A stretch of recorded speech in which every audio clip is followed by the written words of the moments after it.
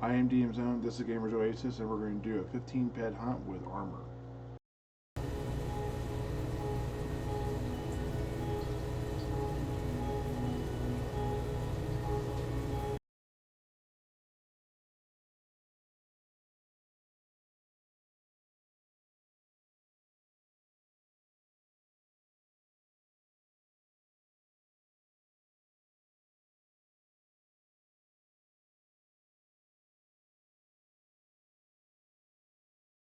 Hey guys, I wanted to go over this video sooner versus later because it has a lot of really important stuff and information on this video that has a real cost that I need to evaluate. But first, let me go over a couple things to cover what's going on here. This is my first time swunting to any large degree, and I'm using armor versus using the Vivo S10, which is my best healing device I have right now, to keep the downtime small. Otherwise, it would take literally forever.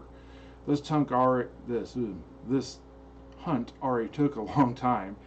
It was about 10 hours of estimated video time, so I had to cut the majority of it out. But if I didn't use a healer or armor, I bet it probably would have taken days to complete this. However, let's get into some of the things that I expected. I expected with more decay I'd get more skills and or bigger loot. But the question is that skill per peck efficient enough for me to do it in my current situation? Or is there something I need to do differently here? I already know bigger loot is not worth the risk. That is what some call the casino effect, and in my strategy, it doesn't really work. The casino effect is kind of a hit or miss, and over the long run, you're not going to really succeed with it. So here are some of the stats. I can't really discuss all of them because some of these videos haven't come out yet, but some of these I can go over, and some of the factors that are out there, like as you get more skill, it's harder to get that skill than the skill you already have, are going to be there, and I'll talk a little bit about that. But it shouldn't be such a drastic change that it should be staggering. It should be naturally slowing versus a huge spike, unless there's a huge spike because of the specific skill area I'm at or something. I don't know. That's something that maybe you guys have heard or know more about, and if you have, talk more about that in the comments. I'd be interested to hear about that. But I believe it's supposed to be a pretty smooth transition. So I've done 4 hunts that were 15 ped each with the Buchan rifle. It's a laser rifle, and this particular method of hunting, swunting with armor, was the second most total skills gained, the second most total combat skills gained, but it also had, sadly, the second largest loss of profit. The largest loss of profit comes with an upcoming video on Next Island, which I think it's just safe to go ahead and say that because people don't necessarily expect you to make money while on Next Island due to the unfortunate market and lack of resale on things and the way they've done their loot, shall we say. I like Next Island, but I'll get into that video when I get into my Next Island series. But there is going to be more cost there, I think, when you're doing your hunts and whatnot. Though I didn't find total loss everywhere, which might be important to watch those videos. Alright, the next question is, what is the best hunt that I can do repeatable? Or is this something that is the stars have lined perfectly and I won't be able to do this forever and I'll have to find the next new thing as I go up? There's a lot of variables here. Is it the location I'm at, Arcadia Moon? Is it the mobs I'm hunting, the menorahs? Is it the fact that there are missions that give you rewards for hunting the menorahs? The loot that you can find off of it? You know, there's a lot of factors that maybe make this the best, and these factors may change. Maybe the level of my skills and the fact that I'm gaining a lot of skills is a big part of this as well. For those who don't know my story, let me go over that a little bit and give you some perspective. I'm a non-depositing player. This means that I find my PED or get PED in game only through forging my way through lots of running around and picking up stones and fruit and dung and that type of stuff and sweating it off of creatures. It's the only form of income I have currently in this game. I don't really make money reliably on hunting yet. I don't really make money at all doing the crafting, and I certainly haven't done enough mining for that to be considered profitable. And all those things have a little bit of a casino effect that I'm trying to avoid. So I take extremely cautious paths, and I try to evaluate the risk versus the reward I get, or the expected reward that I gain or don't gain. I also look at everything I spend resources on to see if it's worth doing that. Is there a reason why I'm doing that? Because of this, and because of all the work I'm doing that's kind of away from the game, and the game is played a little slower because of all the evaluating I'm doing, I decided to slow down the gameplay just a little bit more and vlog my journey. You can find my vlogs for this game in a playlist with where this video will also be at.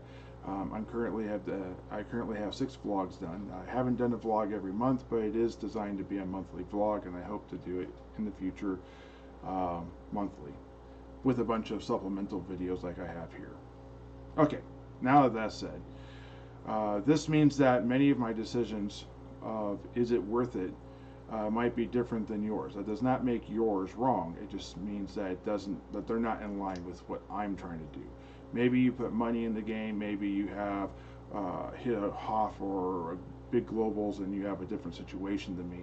Maybe you are not able to put any money into the game, but you have crazy more time than I do. If that is the case, then maybe that means you are even more cautious than I am, but you have the ability to sweat 10,000 K of sweat a week, and you're able to spend more money because you have that extra bit of income coming in versus me. Okay, so this is basically the way I do it. What I look at is not necessarily how much skill gain I have, but if I am neutral or profitable. Because if I'm neutral or profitable, that means that it's repeatable.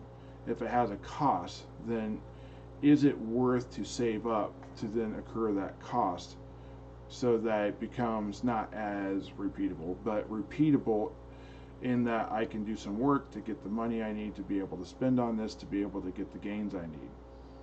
Now, I also look towards long game stuff. So tiering up a weapon might be beneficial to me, because then it allows me to put extenders on there and absorbers and that type of stuff that allows me to redirect the PED loss into those versus into the weapon. Also, it may be beneficial for me to put an amplifier on my Buchan or whatever, so that I kill the creature in 2 shots versus having to shoot it 3 or 4 times. Those are things I'm going to evaluate when that comes up. Right now, I'm not doing any of that. Right now, I'm just trying to tread water and get through this.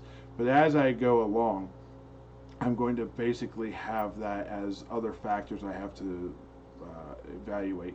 And you will be there if you're watching my vlogs as I go through these things. Right now, my Buchan is not adjusted. It's not been upgraded yet. I have the ability to do so, but I don't have the PED to put on my Buchan to get to 10 PED or 10.34 PED, whatever it is, so that I can then go back to Cali and then get it upgraded, and then go ahead and actually let all this tiering stuff count.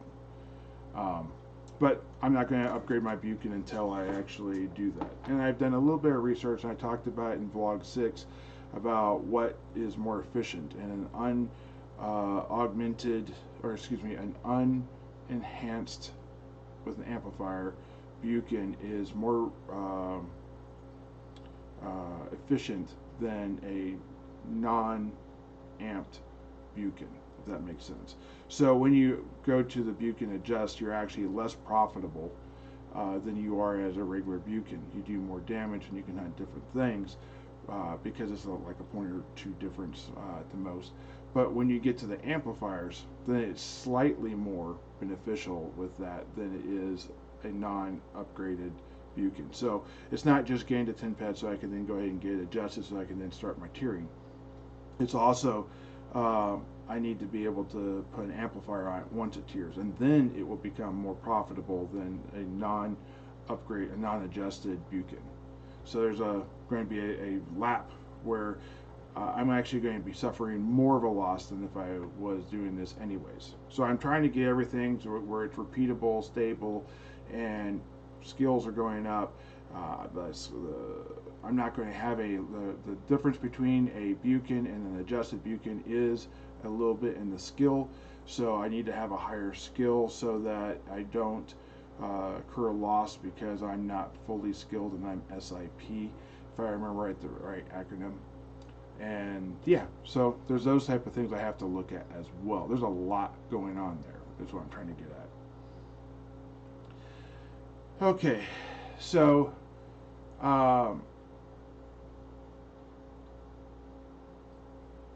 let me get into this hunt for a second.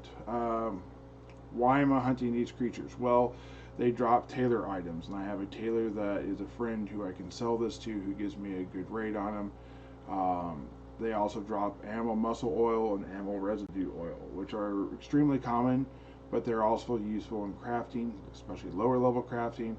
Therefore, I'm able to use it to raise my crafting of certain components and whatnot that I'm trying to get up to what I'm going to call a mature blueprint. I don't want to refer to blueprints in percents, right? My blueprint is 23.4% for one particular blueprint, and that's the blueprint I'm trying to raise up currently, and I've got it to that point from like a 13.6. So I picked up, almost 10 points of 10% of the blueprint. What I want to refer to it as, my immature blueprint, which is raising, and I might give a percent. But once it gets to 100%, I don't want to walk around and say this blueprint is at 100% and this blueprint is at 100%. I just rather just call it a mature blueprint. I think everyone understands what I mean by a mature blueprint, that this is a blueprint that doesn't have to age anymore, doesn't have to get any more skill in it, doesn't have any of those things, and what you get from it and how often you succeed is static at that point, or has matured. While you're raising it, everything's kind of at a whim. If I wanted to really evaluate if this particular blueprint was worth it and if it was repeatably profitable, I'd have to say, okay, I've got 100 blueprints at 23.4%. Now let's get them up to 25% and evaluate each one of those 100 blueprints, and then I would know whether my experience would be your experience, or I'd have a greater idea. So I'm just going to basically give you my experience of what happened with this particular blueprint as I go through it. When I talk about blueprints, I'm not talking about them right now, but when I do. And I don't even know really why I'm going this far off into blueprints. Basically, I'm just trying to get stuff I need to raise my blueprints crafting level up, and to get my blueprints closer to being matured. And that drops off of these animals, the Monura.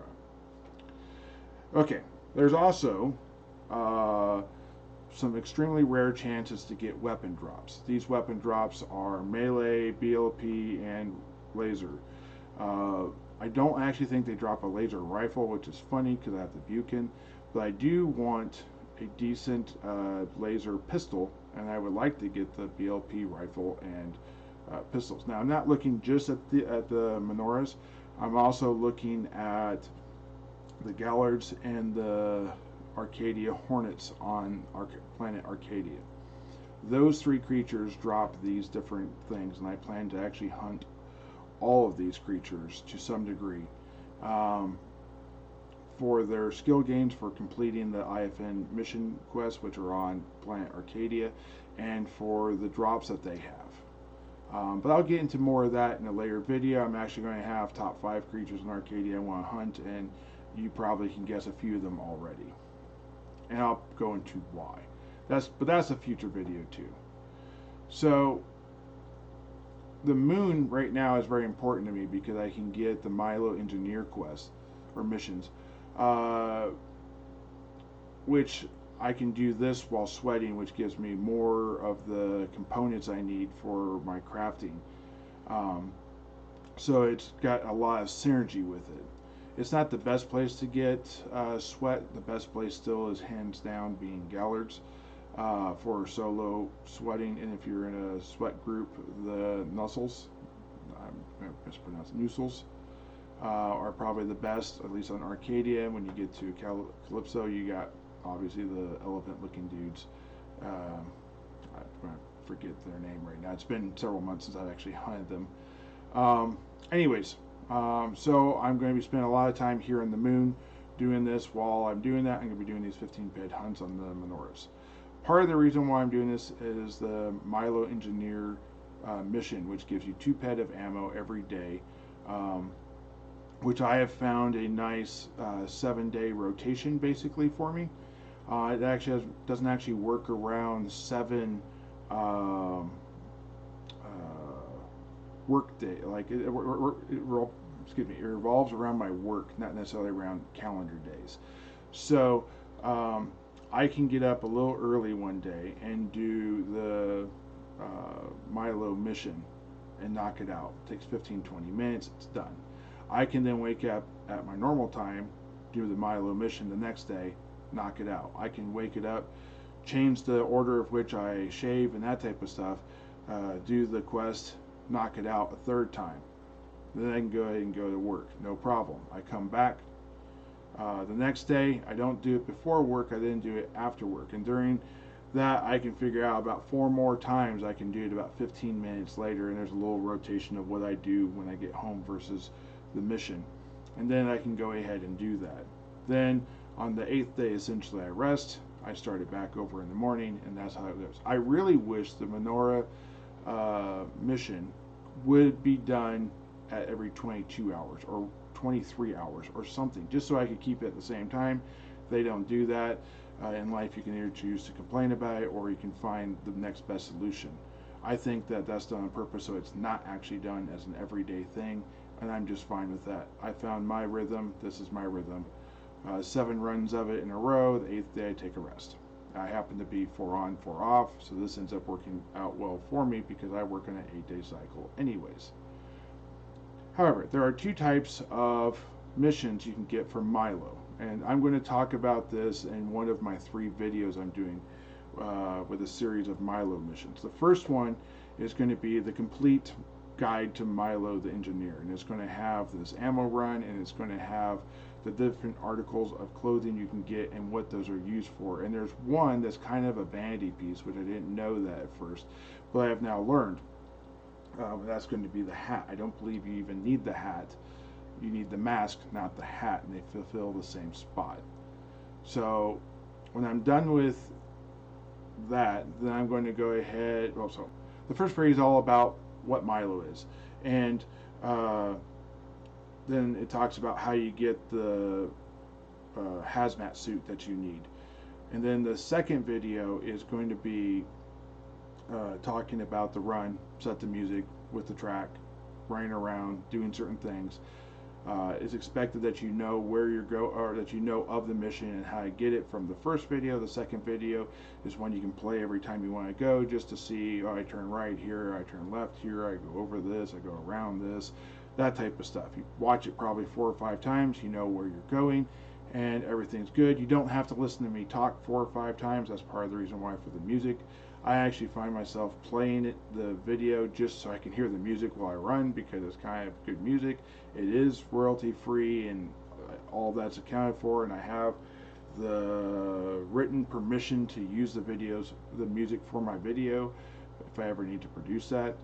But yeah, and then the third one is the follow-up mission, which is not actually done through Milo. It's done through a different engineer that is part of the PTEC and PTEC, whatever you want to call it, and it's about collecting information or samples from like meteor sites, and you have to have a radiation suit or a hazmat suit to be able to go there.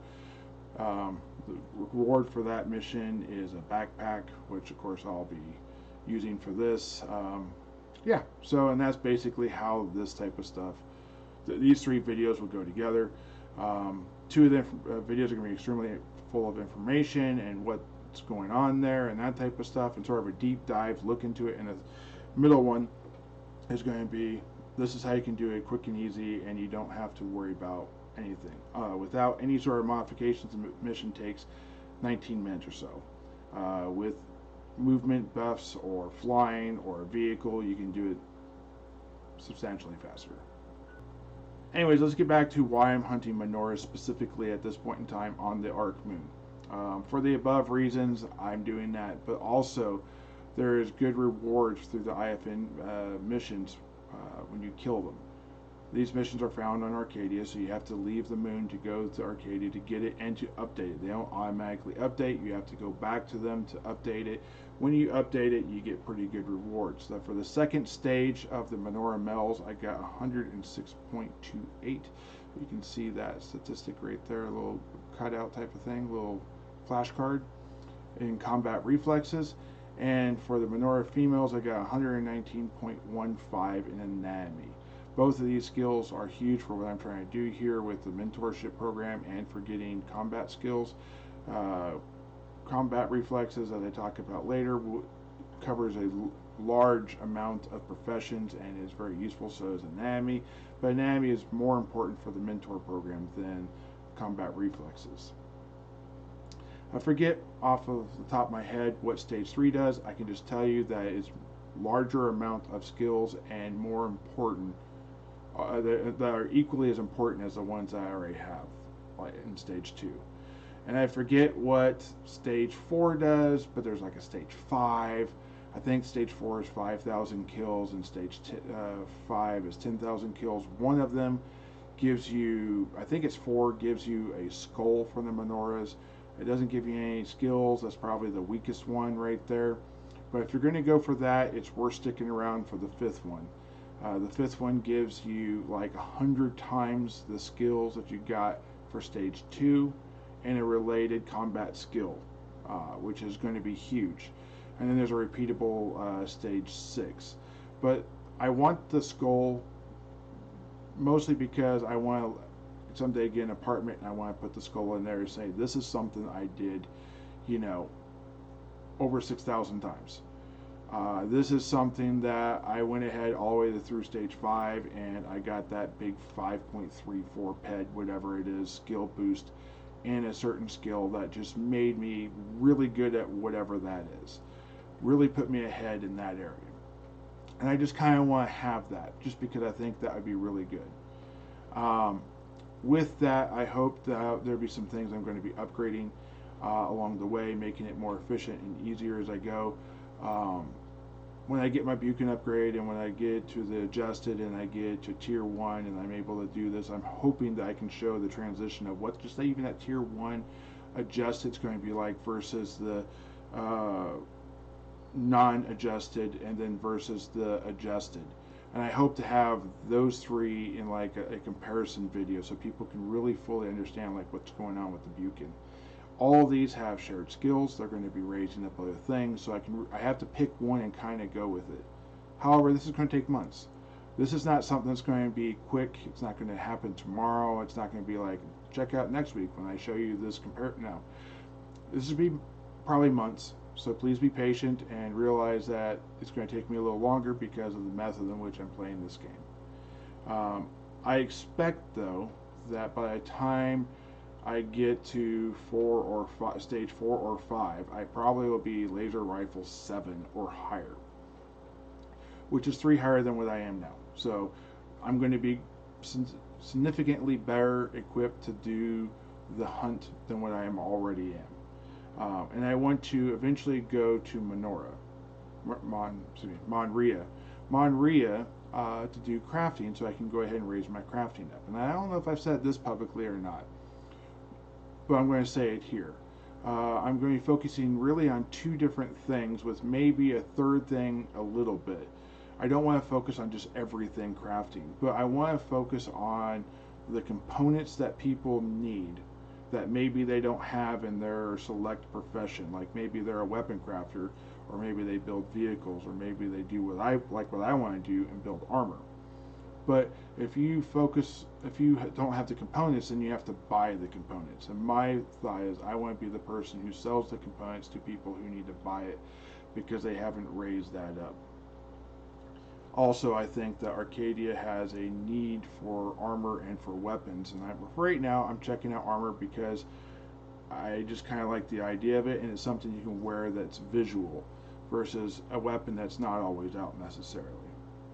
I feel these two things are in demand on most markets, but they especially have a growing market or a need on Arcadia, the planet, and to a lesser extent because a lot less is done crafting wise on the moon. When I get to the moon, when I get to Monria, I'll get that name eventually. It's a new one for me. I am expecting to find a mob that I'll be able to sweat, and I'll be able to hunt and do the same thing I'm doing here on the moon with the menorahs. And then I'll probably repeat that, and hopefully it will have different skills that will raise up equally as fast or differently. This means that I want a good level of combat skills, probably spread out and balanced with melee and with BLP, because that's going to help raise all my skills through this. And if I don't really, I'll get into this a little bit more a little bit later in the video, but I want to talk about the fact that when I'm there, I'm also going to have to do mining. So I want to make my first F101 finder.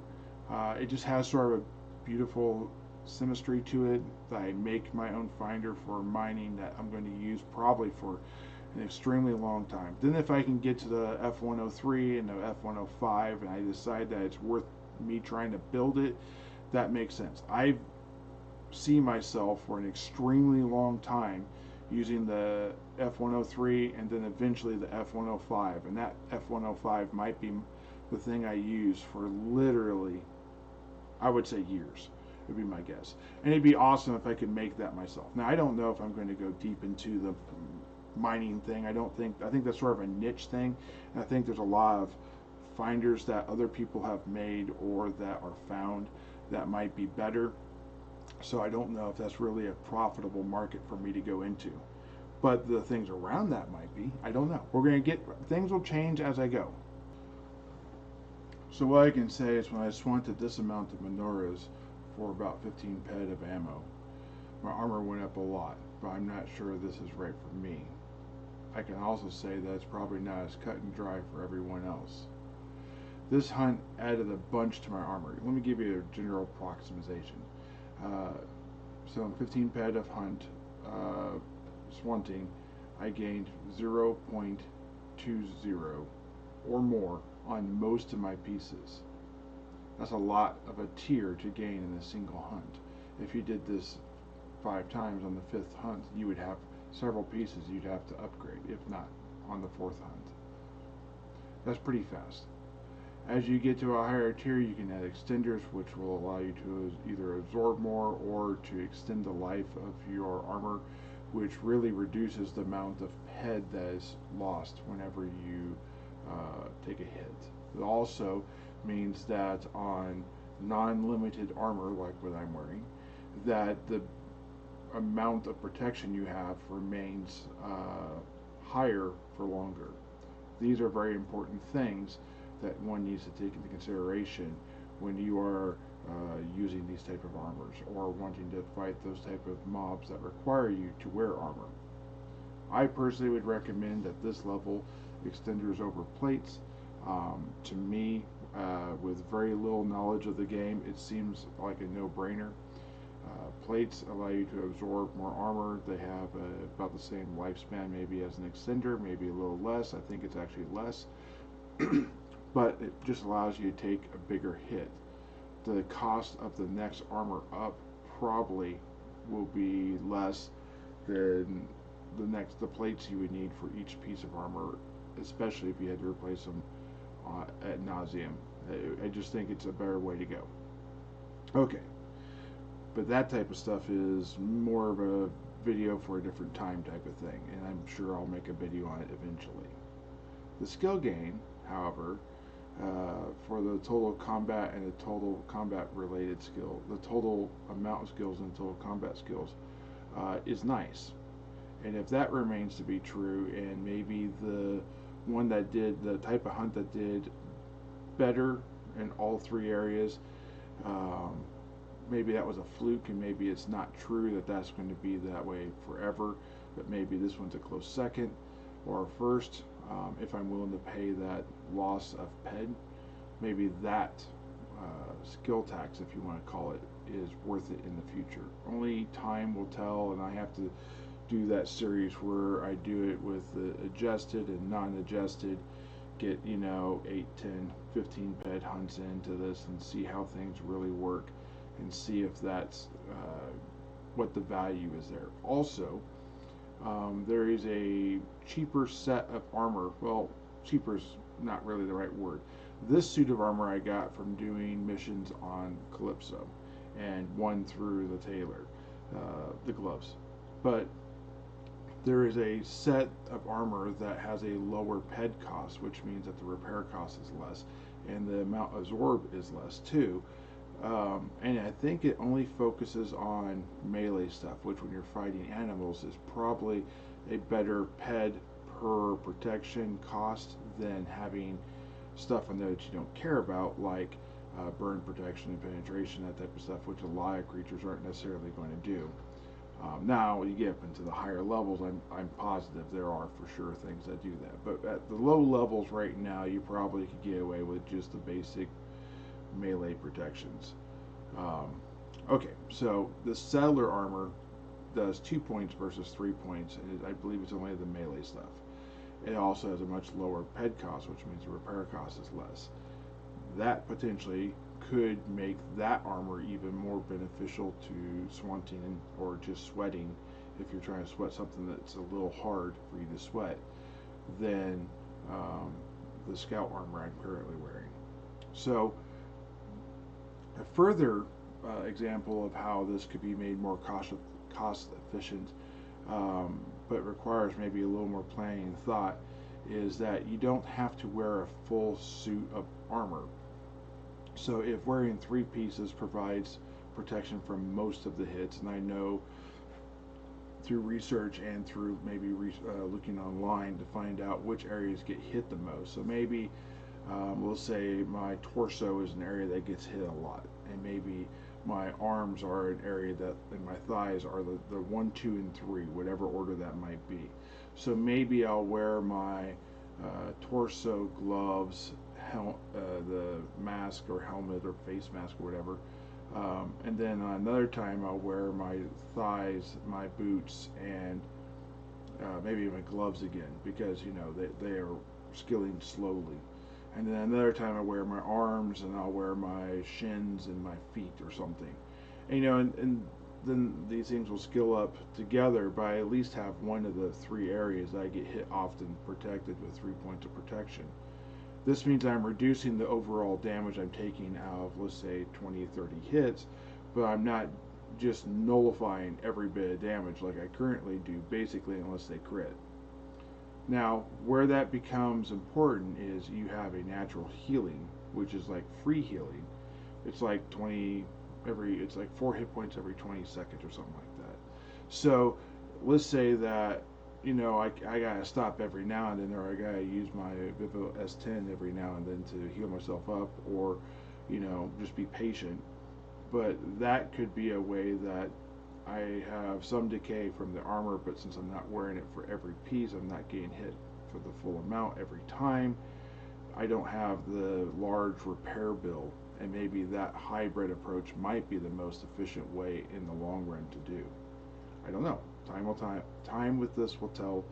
I'll get to those type of tests eventually, and then we'll see. I'm going to kill 5,000. I'm going to kill 1,000 and 5,000 and 10,000 these menorahs. I have a little bit of time to figure this out without even switching to creatures, which is also a benefit to what I'm trying to do with these guys. Okay. So something else I want to keep track of are the shared skills, like combat reflexes, for example, or perception, or weapon handling, and that type of stuff.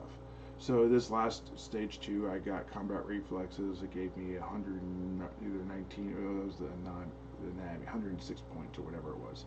So that raise didn't just help the current fighting style I'm in. I believe that literally helps all of them. So continuing to do this will help raise all of them. This might get me through what a lot of people are calling TT hell. TT hell is when you have to use the weapons off of the TT trader, which are low efficiency. They're limited. There's no long-term goal with them. You're just trying to make it through this. You can't craft them and that type of stuff. But once you get out of that, then you are getting into weapons that are a little higher efficiency. Whether you're still using limited weapons, which many people in 2021 would recommend remaining on limited weapons until you get super lucky and find a unlimited weapon that does exactly the same thing as a limited weapon, and then maybe that might be the way to go. But there's going to be a huge cost that you occur with that, and you wouldn't want that for every weapon that you're trying out along the way. You might want that if this is the weapon I plan to use for the next half decade or whatever, because they are really expensive generally. Alright, so because I'm getting these shared skills and because they're all going up and I kind of want to get out of the TT hell area of this, I might take my laser rifle up as high as it comfortably goes, and then maybe I switch to pistol, and then maybe that raises my laser rifle just up a little bit more, and then I can go ahead and move into a melee weapon when I find one on the ground from killing either the Minoras, the Arcadian Hornets, or the Gallards, or maybe I pick up a BLP weapon and then I can go ahead and use that, and then maybe, or I save those until I get a TT weapon to push me out of the range of that, so that I'm not SIP when I'm doing this weapon I found that has a lot of value and has a higher higher efficiency, not proficiency. Well, higher proficiency as well as a higher efficiency. And then when I get up into level 10 of my skills, then I'm starting to able to get into some of these LR and ARs and that type of stuff, but they start out at 10, which really means you need like skill 15 or proficiency level 15 to really get into it. But we'll get into that as I go. As you can see here though, one of the things I've picked up along the way, which is something I've done very little of, is knife fighter profession. I think I was given a knife when I was on Calypso and it had like 1 PED, and I think I was even underskilled when I did it, but I figured it's a free weapon, it's a training weapon, so who cares, I'll just go ahead and use this. Maybe it wasn't even a full PED. I gained a little bit of skill and the weapon broke and I never bought another one. However, I am now knife fighter profession 2, which is kind of crazy considering how little I've done. And that comes from me using the maze hammer for a total of 15 PED, and for me doing these fights where my combat reflexes and whatnot has gone up, which has raised everything else. But that said, there are things out there I don't even fully understand. So there's another profession I went up during this fight that's called biotropic, and I actually got profession level 1. I have no idea what this is. What that tells me is there's a lot of things in this game I still don't even completely know. They're completely unknown to me, and I haven't even learned that they existed yet, let alone know what works and how they work, and how I can get them to work for me, how I can be efficient with this. You know, this might be something that is medically related and that's why it went up. This might be something that is some sort of like looter profession. I don't know. I don't know. Those are my 2 first guesses I'm thinking of, but who knows. But anyways, guys, so this has been a 15 PED hunt with a lot of questions that got answered and a lot of questions that were raised. If you enjoy this type of video, please let me know. If you want to follow me as I go through these different evaluations and kind of understand the game more and see how the game works when I play it, and so we can kind of maybe get enough information out there to see how it would be for everyone else and make a guess that way. Follow along. You guys know what to do with the liking and subscribing and that type of stuff, and whatnot. If you have questions, ask below. I will try and answer your questions or comments, or just say hi and that type of stuff. I try to respond to everyone's comments there below. So thank you, and I hope you guys have a great day.